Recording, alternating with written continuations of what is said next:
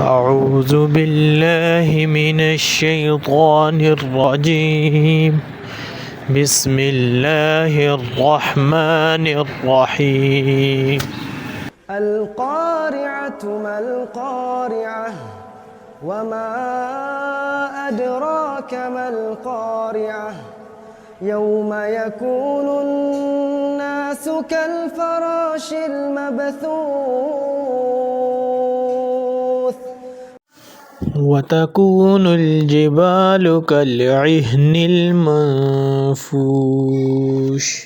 فأما من ثقلت موازينه فهو في عيشة راضية وأما من خفت موازينه فأمه هاوية وما أدراك ما هي نار حامية.